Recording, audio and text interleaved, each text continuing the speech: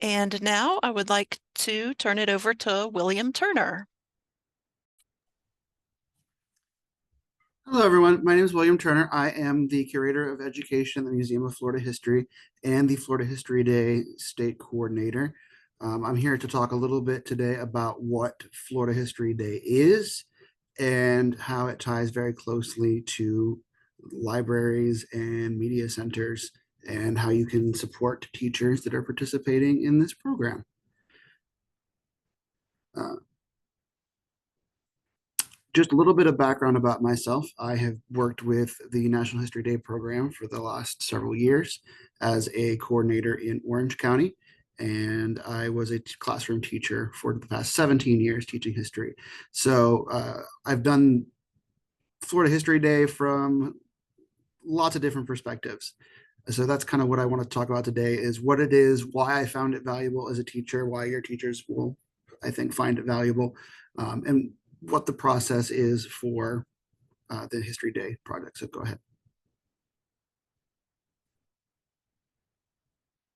Um, for those of you that are not familiar with Florida History Day, this is an annual statewide competition.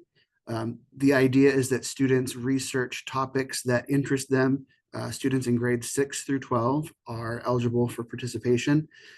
Every year, there's an annual theme that is given out by the National History Day office. Florida History Day is the local state level version of that contest. Students that participate in the Florida History Day state competition have an opportunity to be promoted to the national competition, which is held in College Park, Maryland. The idea, the core of the History Day program is that students are conducting historical research, analyzing primary and secondary sources, constructing historical arguments, and then defending those in one of multiple possible presentation categories.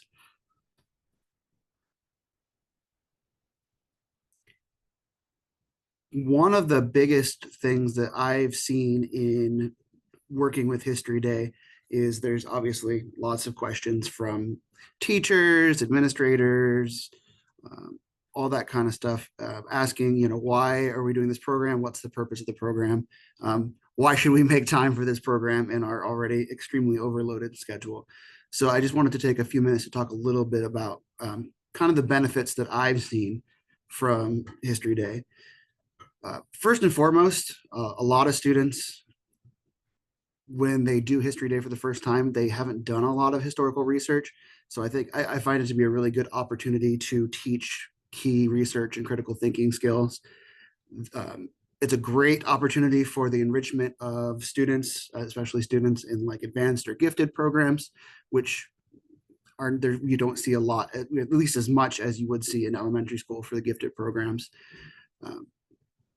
One thing that I think the thing that's most powerful for me for History Day is that it gets students who typically would kind of the quiet ones or the ones who wouldn't really get noticed necessarily. It gives them an opportunity to kind of do something outside of the box. And I would say virtually every kid that's done History Day, whether it was by choice or not, learns something, one, but two, a lot of them come back year after year saying, we want to do this again.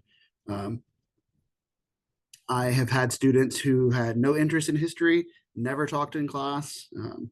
They ended up doing this. They did a full-on presentation, and it's completely kind of reinvigorated their interest in history.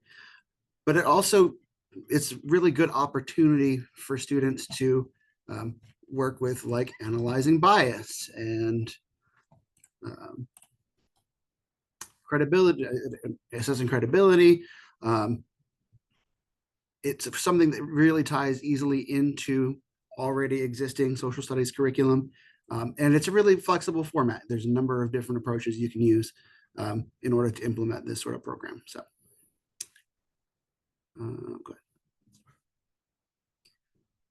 One of the things that I tend to talk about a lot, especially when I'm introducing a program for the first time to new teachers or administrators, they are obviously, unfortunately, whether we like it or not, things always tend to come back to test scores and reading scores and all that kind of good stuff. There's been some research conducted by the National History Day organization. Their research was conducted, I want to say, back in 2012-ish. But they set out and looked and tried to see how students performed that had done the National History Day program versus those that hadn't. Pretty much across the board, you see improved writing scores, reading scores, critical thinking ability, and just generally improved confidence levels and career readiness levels. Um, Students come back from this process. They go to college and they are already familiar with research and analyzing sources and the kind of things that not every student necessarily always gets. So it's a helpful process for getting students engaged in history, which can be difficult. And the Media Center provides a lot of support for that. It's a great opportunity for collaboration between language arts and history teachers and media specialists, especially when you're talking about students finding sources, because of course their tendency is to just Google everything, right? And so the idea is the Media Center is kind of a facilitator for pointing students in the right direction of where they can look for resources and how to know what a good source is, what a valid source is. You can see the Florida standards up here on the screen, and kind of the ones that tie into History Day. There's way more than what's listed here, but pretty much all of your middle school, high school grades have standards related to research, analyzing text, analyzing secondary sources, forming arguments, understanding different time periods throughout history, which is a great way to kind of integrate. NHD can be integrated pretty easily into a program because you can do the work in class, or some programs do it after school. It just depends on who's available for your program and how much interest there is. Same thing with your ELA standards, because your ELA teachers, lots of writing standards, lots of argumentation standards, conducting research, providing different perspectives on a topic of interest, looking at different historical arguments, examining their validity, that sort of thing. So when I bring this to new schools for the first time, I usually invite the social studies and English teachers and library personnel, because it's really an opportunity for all of them to collaborate, and gives an opportunity for students to do something a little bit different than their everyday kind of normal work that they might do.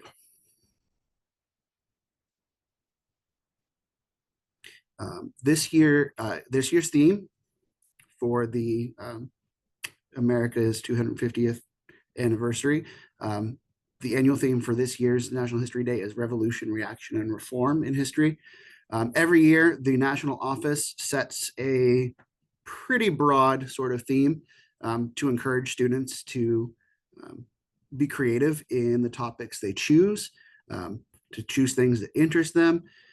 A lot of what I really like about not just this year's themes, but their themes in general, is it allows for a lot of different options. I've seen lots of projects that students have done based around historical topics. And then I've seen students look into the history of a particular sport, or the history. My previous school was a very heavy STEM school. I had lots of projects about science in history and science. So it's pretty flexible. This year's theme, I think, is going to be pretty interesting, because you're looking at three aspects. Okay, you're looking at revolution, reaction, and reform. This could be, we tend to think of revolution as being like a political revolution, but you also can talk about social revolution, right? You can talk about ideological revolution. You can talk about technological revolution. The key here is students are trying to understand what is revolutionary. What does it mean to be revolutionary? Um, your students, okay, the students you work with, a lot of the times, especially if they're new to the program, they will try to pick topics that are very broad. They One of the things that you want to kind of encourage with students is that you want to narrow down your topic. American Revolution is a great topic, but you could never cover all of that in the limited amount of time that they have to put their presentation together and make their argument. So they might focus on a particular event or battle. They could even look at revolutions that weren't successful. The Pugachev Rebellion in Russia under Catherine the Great is a good example of that. Um, the key thing I think is important to remember too is that they're not just providing like an informational sort of thing. They are making an argument. Okay, why was this thing revolutionary? What did it cause? What was it a result of? What changed because of it? That's the sort of thing that students are looking at when they're looking at topics. Reaction is the second part of the theme. Reaction can be peaceful, they can be violent. Students can look at what is being reacted to. Is this reaction, in response to a revolution or a reform? Does it cause a revolution or reform? How did different groups react? One of the things that NHD encourages students to do is to try to understand how the same event affects different groups of people. Different people are going to have different reactions. And so NHD asks students to look, one of the requirements of their projects is to look at multiple perspectives. So if they were looking at the civil rights movement, they would be looking at the supporters, and they would also be looking at those that opposed, trying to understand why people reacted in the way they did. Okay, was one group happy about it? Was one group sad about it? All kind of ties in together. And then reform, what changed? Okay, what changes was successful? You can look at some of the successful reforms. You can look at unsuccessful reforms. Okay, reforms usually good, but sometimes they have longer term negative consequences. Reform usually takes a little bit longer. Reform can result from a revolution. It can result from a reaction to a particular event. Reform could lead to a revolution, just depending on the process. Students in this particular theme, students are not necessarily having to address all three of those things. But when they're looking at possible topics, one of the things they want to look at is what are the long-term consequences? What are the key events that led up to this particular reform? Who was involved? Was this necessary? Okay. Was it a reform that was a positive for everybody? Was it positive for some people? Was it an attempt at reform and then it didn't succeed? So why didn't it succeed? And that's what I really like about the NHD program, is that encourages in-depth thought into a topic. Okay, so it kind of goes beyond the superficial overview sort of topic that you would get with a Google answer or asking an AI to answer it for you. And so that's kind of the beautiful part of this, is that it really asks students to think. And the role of the teacher or the role of the librarian really is as a facilitator. Okay? The students are the ones doing the work. The adults that are kind of there to guide them through the process, support them, point them in the right direction. That's the kind of thing that we're looking at when we look at NHD programs.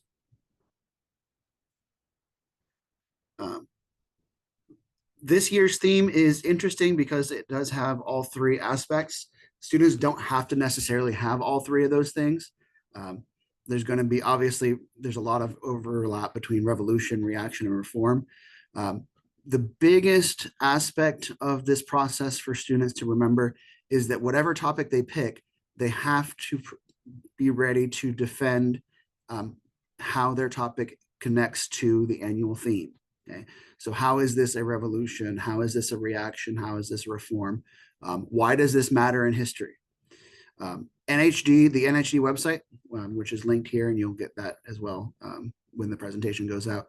The NHD website has many, many sources available for students, teachers, other school staff.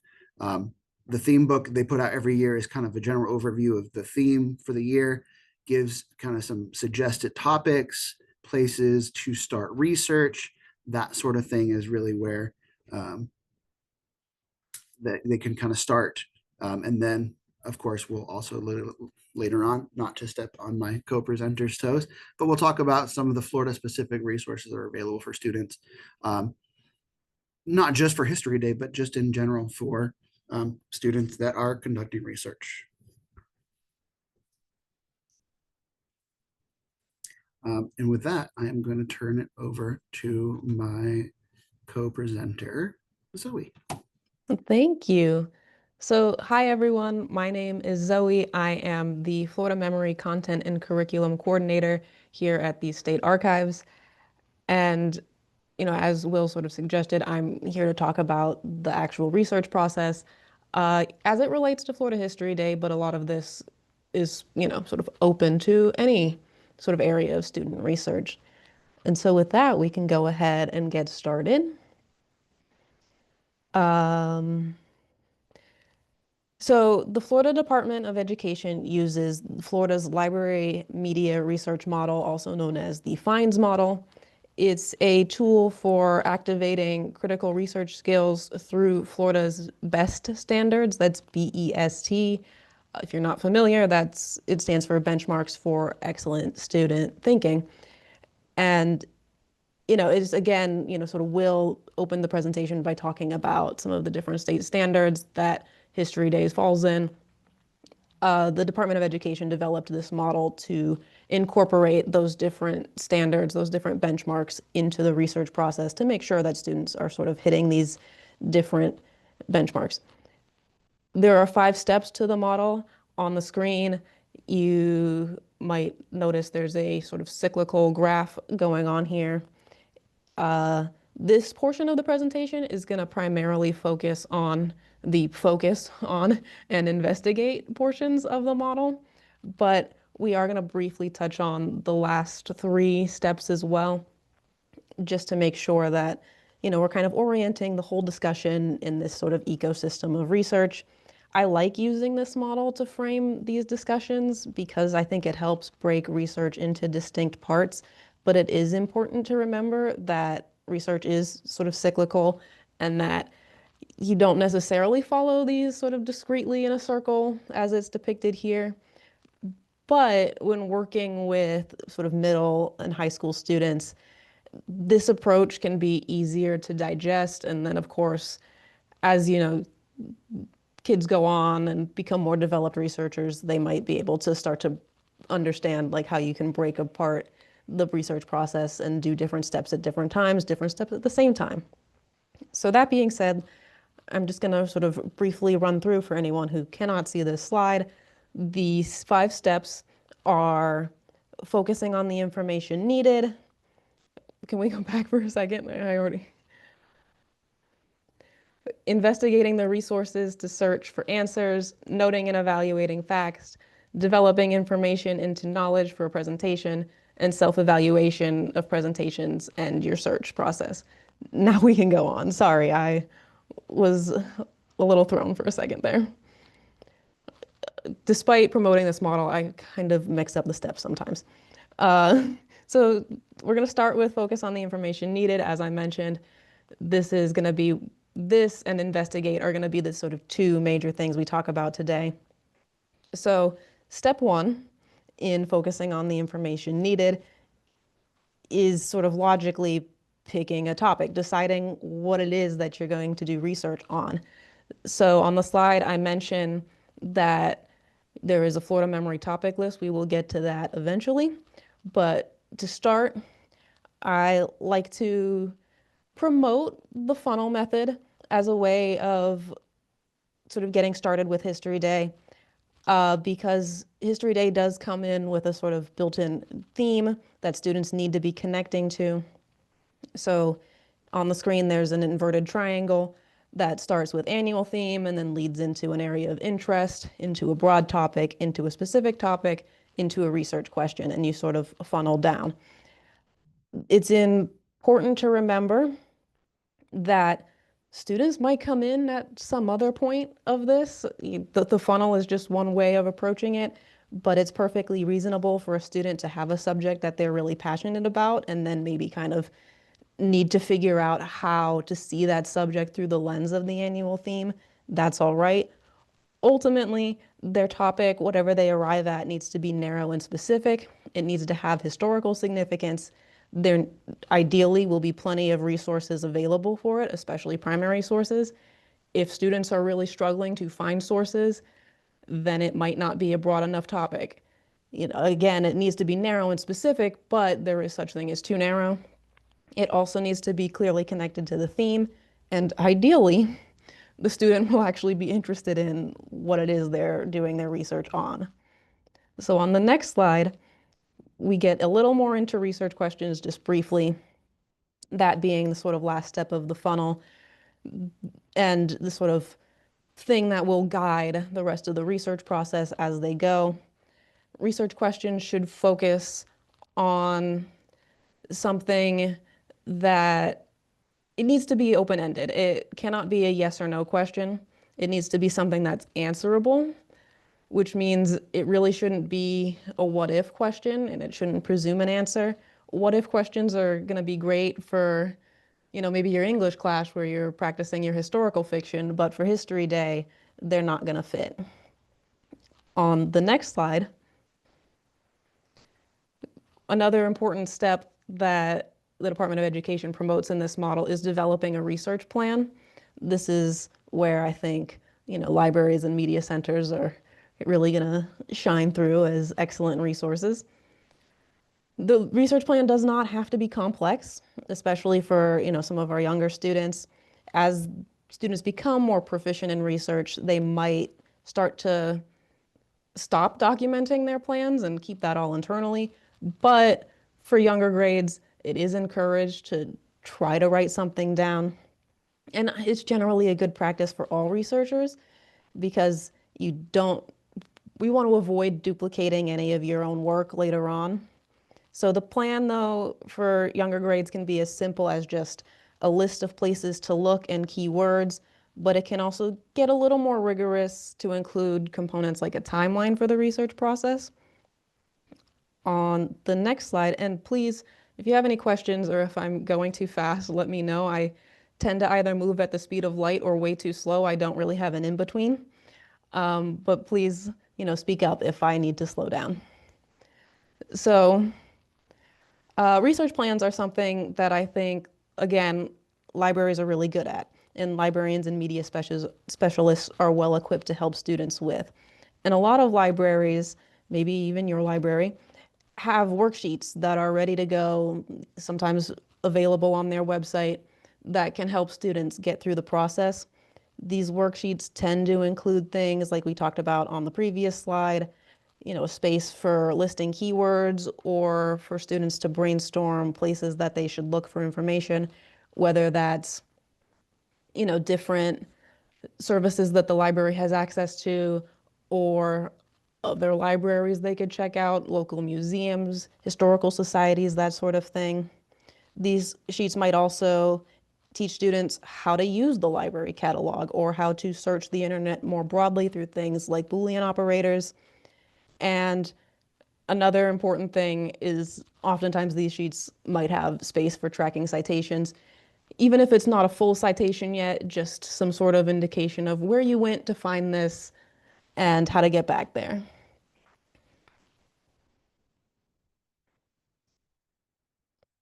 And on the next slide, speaking of citations, this slide is just here to sort of serve as a reminder that as students are conducting their research, they're going to need to be able to do a few things. That includes they need to have the ability to tell the difference between primary and secondary sources. This is something they have to organize their annotated bibliographies, which is, something they submit alongside their project during History Day. Those bibliographies need to be sorted by primary and secondary sources. They're going to need to, as Will mentioned earlier, assess whether a source is credible or not. This is incredibly important when it comes to online resources because I'm sure, as everybody here knows, the internet is a wild, wild west, open place. People can put up whatever they want, and it's important to teach students that, just because somebody wrote it and put it on a website, that doesn't mean it's credible. And how can you assess credibility? Students also need to explain why or how a source is useful for their project. This goes in, again, in their annotations.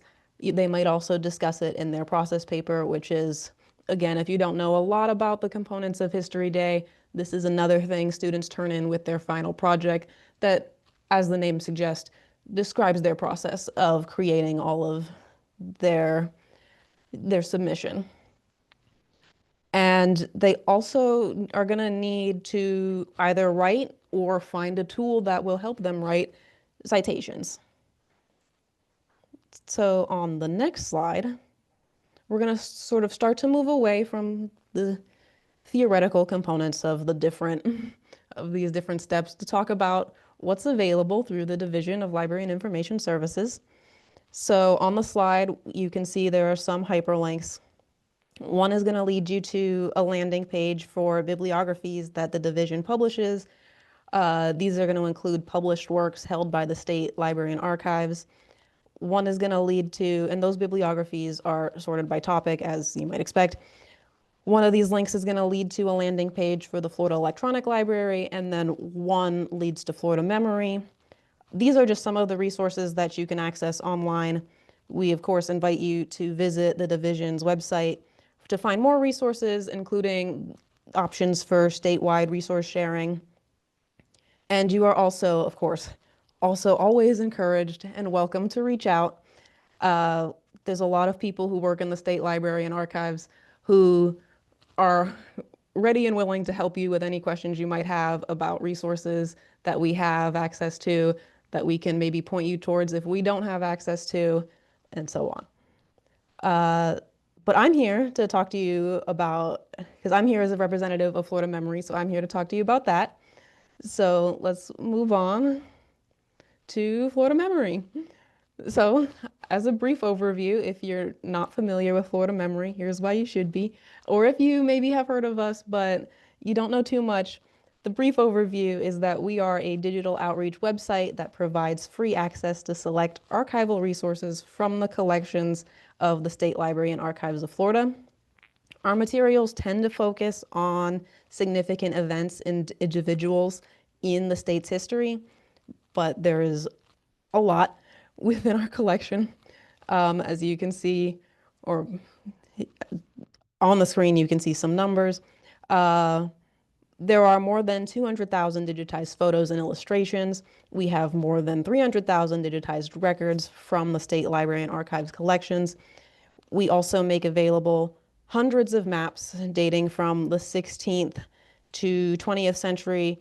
We have thousands of audio recordings and hundreds of videos. And on the next slide, some well-represented topics in both Florida Memory and the State Library collections include early Florida history, that includes Spanish colonial, the territorial period, Seminole Wars.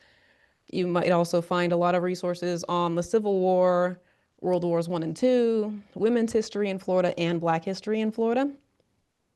That being said, these are all very, very broad things. Students should not decide, oh, my topic is Civil War in Florida. That's too broad. They're welcome to all of the resources on the Civil War in Florida, but they need to narrow down a specific topic that fits with the overarching theme of the contest. And with that, I did mention on the next slide, Florida Memory has a topic list. We do this every year. It's a list of potential topics for students to explore. And I'm actually going to ask Rebecca to stop sharing briefly so that I can show you the topic list live. Because what better way to promote it than to show it off? So hopefully right now you can see that. If I could get maybe some thumbs up or, a verbal acknowledgement that it's displaying. Thank you, Rebecca. So as I mentioned, if we come over here to the sidebar, you can see the previous years are still up, not every single year for, the past however long, but, you know, a good amount of them are still up. So if you're interested in seeing those, you can. For the most part, the topics across the years tend to be similar because most of them, if not all of them, can be addressed from a variety of angles that fit the annual theme. But students, no matter if they're picking from this year or if they want to go look at a previous year's list of topics, they need to make sure that they are addressing this year's annual theme. So as mentioned earlier, this year's theme is Revolution, Reaction, Reform, and History. So the topics here on this list are geared towards that. And I'm just gonna do like a tiny slow scroll, so hopefully I don't make anybody nauseous. You can kind of see that this year's list is organized semi-chronologically, and each topic is broken down into two or three main categories. So we have Florida memory resources, we have resources from the State Library of Florida, and then a category for any sort of outside institution. These outside institutions are going to be freely available resources. They should not include any paywalls, and they're almost always going to be a museum, a library, an archive, or another sort of branch of the Department of State, or another, I'm sorry, just branch of the state. Within Florida Memory, as I'm gonna sort of illustrate here on the screen, you can see that we provide links to a couple of different types of resources. So sometimes we might link to an individual object. We might link to a sort of group of objects, such as this link for the Florida Photographic Collection. We sometimes link to articles. We might link to learning units or exhibits. Those are the sort of more interpretive elements. And then sometimes we, or as often as possible, we link to a primary source set. And I actually have one pulled up over here for us to look at. So the primary source sets are, as the name would suggest, sets of primary sources that students can use in their research. The items in the primary source set are broken right now. They don't represent everything in our collection. It's just a selection of things from our collection. So of course, students are encouraged to, sort of keep searching Florida memory, maybe use some of the subject terms on these different objects to find more things. And it's just meant to be a good starting point for their own research. And if we come up here, I'm going to click on this link for the primary source set's sort of own landing page. The images are taking a while to populate. There they go. And so you can see there are a variety of different topics. So on the screen right now, you can see the Tallahassee bus boycott, the Tallahassee 10, Equal Rights Amendment in Florida, military training in Florida during World War II. There's a broad spectrum of things that are covered by the primary source sets. If we want to come up here, and I'll hover over the Learn tab on Florida Memory, come down to Classroom, hover over that. I also wanted to just briefly show that I mentioned learning units. They can be found under here as well. We also have some exhibits, which might have, a combination of documents and photos. Again, they're organized with a little bit more interpretive content going on. So it's not as much of a raw presentation of materials as the primary source set tries to be for students. But again, excellent place to start. It again should go without saying that these are too broad. Florida in World War II is going to be too broad for a topic, but students are welcome to use it as a place to get started. So with that, I'll stop sharing so that we can go back to the presentation. Thank you, Rebecca. And I actually believe that the next slide is will briefly before I come back. Yes, thank you. I just want to take a moment to show off a couple of resources that are available for the Media Center, for teachers, for students. Students, it's been my experience very often, especially when we talk about the middle school and early high school students, um, have trouble with interpretation of primary source documents, especially older ones. When some of the language is used, they may not be familiar with, or it might be a little more complex than some of the things they're used to using. And so one of the things that I tended to use in my classroom that I just wanted to share with anyone that wasn't aware of them, the National Archives offers a series of worksheets for students at the elementary, middle school, and high school level. They'd have different levels depending on how experienced students are with analyzing sources. And they have these worksheets are for any sort of primary source. There was one specific for music lyrics. There's one for artwork and the war posters from World War I and World War II, and many, many others like that. So I definitely recommend checking it out if you are interested in kind of guiding students through the primary source analysis process. Um, it's a great starting point, and it's something that students sometimes grumble about doing them, but it does kind of help build a little more of that insight, and it's a really good way to scaffold this skill for students who are very new to it.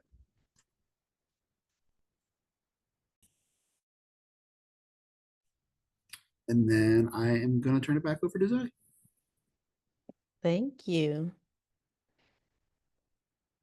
So when I started the research portion of the presentation, I, of course, mentioned the FINDS model, and I said we were going to focus mostly on focusing on the information needed and investigating resources. That has been true. But as a sort of final step, we're just going to run through the last three portions of the model so we can get that full overview of the process and how the first two steps fit into the overall structure.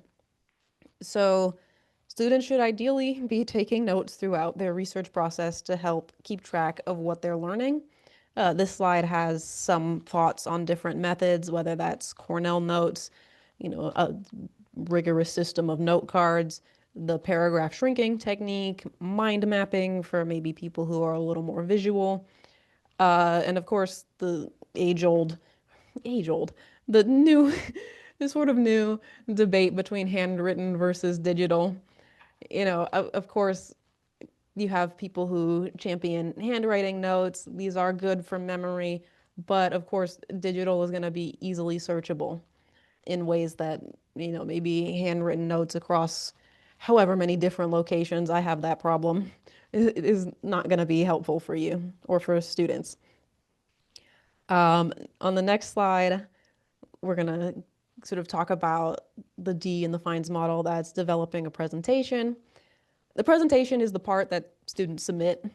So this is going to be a crucial step of the process when it comes to History Day. But of course, this model isn't strictly meant for History Day. It's meant for all kinds of student research. So, a non-History Day project, the final presentation might be a literal presentation, a PowerPoint that students are doing for their class or a paper they're turning in. Of course, their History Day presentation might also be a paper. It might also be a presentation or something like a documentary. Whether students are making a website or writing a paper or filming a documentary, they're going to need some sort of plan or structure for that. And one of the easiest ways to break that down is the before, the during, and the after. So the before, of course, being the historical context of the topic or event. We might also call this like the build-up.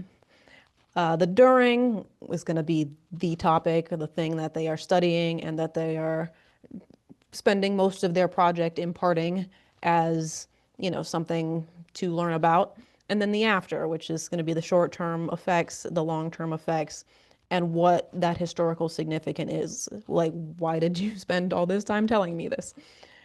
On the next slide, we actually do have an example of what this might look like.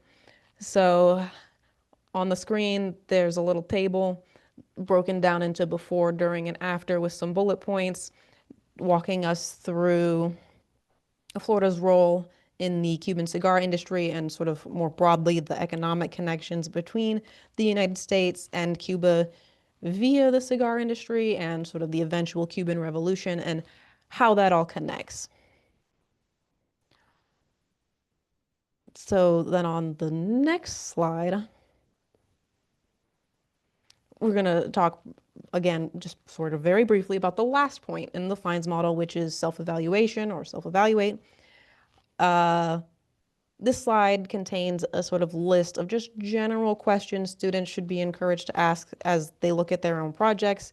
They could also be used in sort of peer evaluations if they're doing that in their classes, or, you know, student teacher evaluation, a parent student evaluation, or a librarian student evaluation of a final project. So each category has its own specific evaluation form and project checklist that you can find on the national contest website. But some general questions that apply to every project are, is the information in the project historically accurate? Is there a clear thesis or historical argument? Does the student explain why the topic is historically significant? Does the student explain the historical context of their topic? Are they using primary sources? Do they acknowledge multiple points of view? And is it clear how their topic connects to the annual theme? So with that, I think we can go ahead and, you know, sort of open it up to any questions, or if other people have resources that they wanted to share with everyone, that they want to share with us. And, you know, just for the sake of making sure that everybody has access to this information, I'm going to go ahead and say it out loud. On the screen, we have some contact information, including the address to Florida Memory's website, which is floridamemory.com.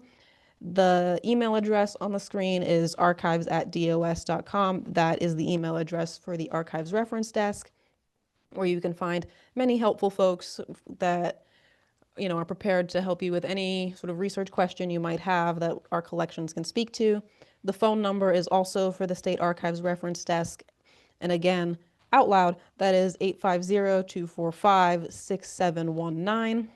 And I can also give Will an opportunity to share any contact information that he'd like to provide. But other than that, I say yes to, you know, ask if anyone has any questions. I will drop my contact information in the chat for you guys as well.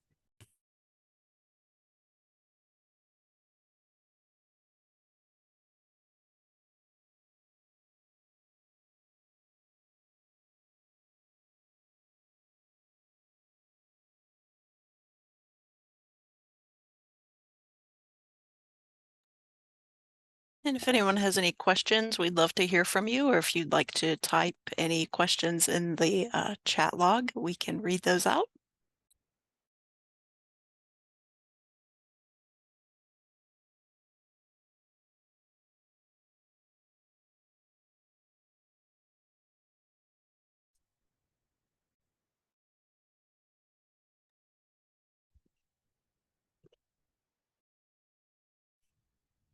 I'm also happy to meet with anybody further that would be interested in the NHG program. Just email me. We can set something up.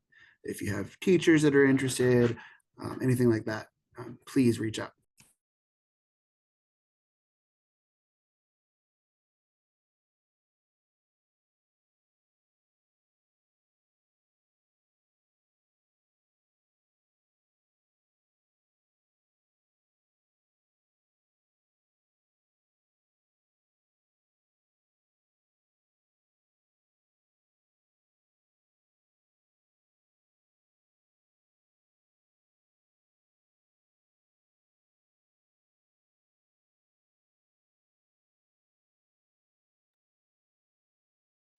And we've still got about 15 minutes left. If you would like We will keep the room open for a few more minutes. Feel free to ask questions, drop any questions in the chat log. We will stay open for a few more minutes. And thank you so much to William and Zoe for your time and this excellent presentation.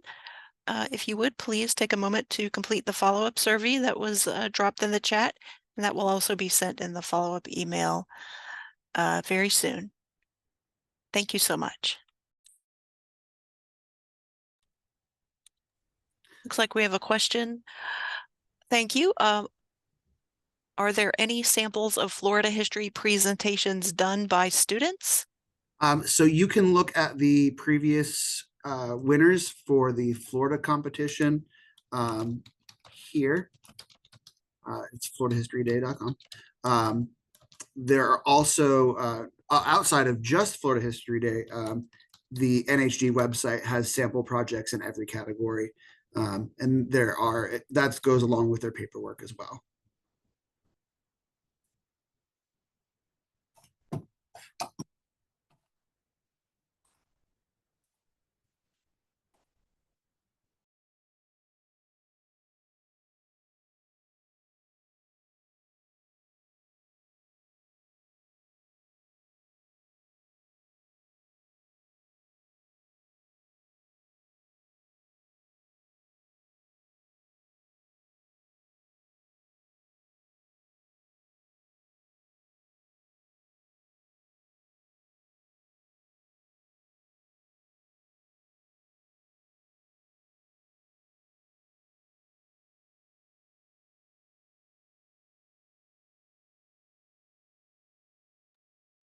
I see another question in the chat. What steps should we take to help the students narrow down their topics? And I think that can go to either Zoe or William. That's always a tricky question. I usually start out by, they'll bring me a topic and they'll say, I really want to do a topic on World War II. And so you can use some of the graphic organizers and things that we provided. But a lot of the time it's just sitting down and talking to students. Okay, what is it that interests you? Are you interested in the weapons they use? Are you interested in a particular battle? Big one is, do you have, is there someone in your family background that served that you could talk to? It is a tough process that you kind of have to work through step by step with them. The funnel method, I think, is the one that I always kind of use. But a lot of it is just having conversations with students. That's kind of been my experience. I hope that helps. And if not, please tell me. Okay.